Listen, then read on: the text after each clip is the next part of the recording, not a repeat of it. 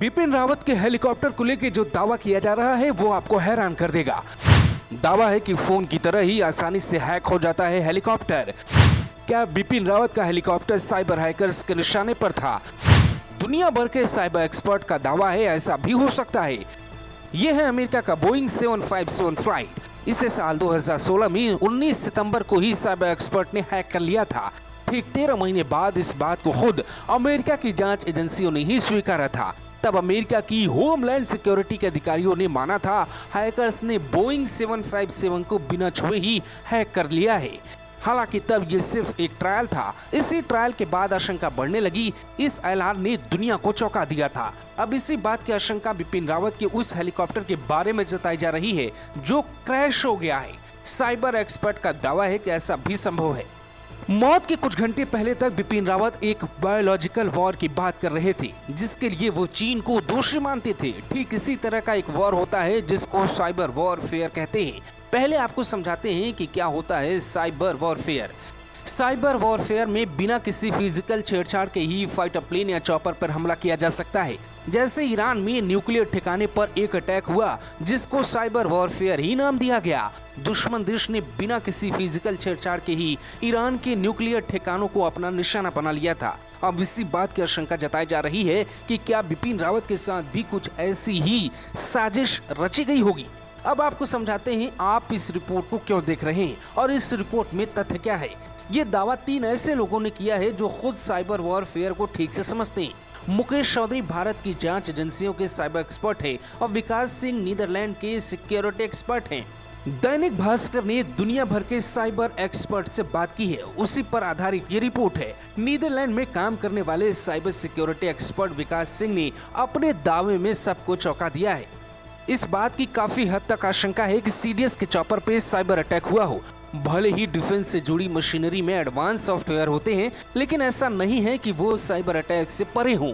Cyber hacking physically और remotely दोनों तरीकों से हो सकती है। हमने देखा है कि ईरान न्यूक्लियर ठिकानों पर हुआ हमला एक साइबर अटैक था। इस हमले में इजराइल का नाम आया था। अगर किसी देश के सामरिक ठिकानों पे साइबर अटैक होता भी हो तो वो बदनामी के डर से इसकी जानकारी बाहर नहीं आने देते।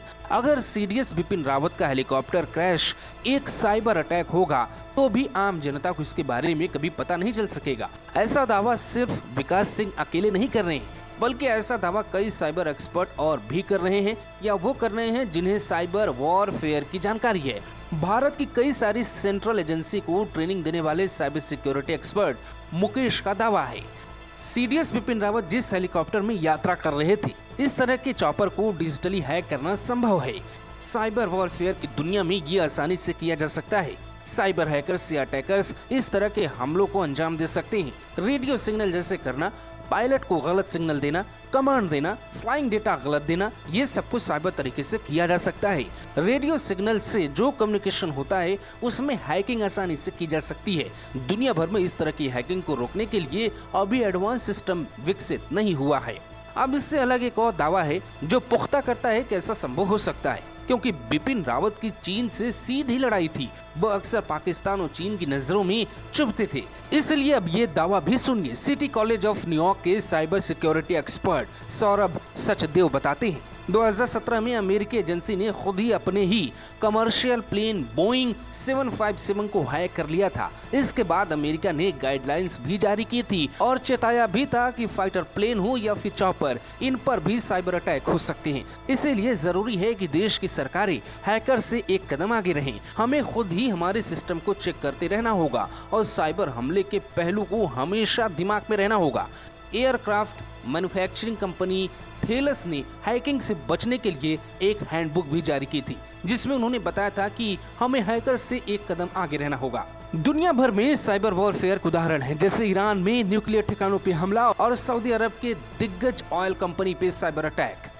बड़ी बात यह है कि अगर ऐसा कुछ होता है तो ज्यादातर देश अपनी नाकामी छिपाने के लिए इसे एक्सपोज नहीं करते हैं। ऐसे में आम लोगों तक ये बात नहीं पहुंच पाती है। लेकिन ये बात साफ है कि इस दौर में हथियारों से ज्यादा साइबर वॉरफेयर और बायोलॉजिकल वॉर चल रहा है, जिससे इस बात की आशंका से इनकार नहीं किया जा सकता। Bureau report, global Bharat TV.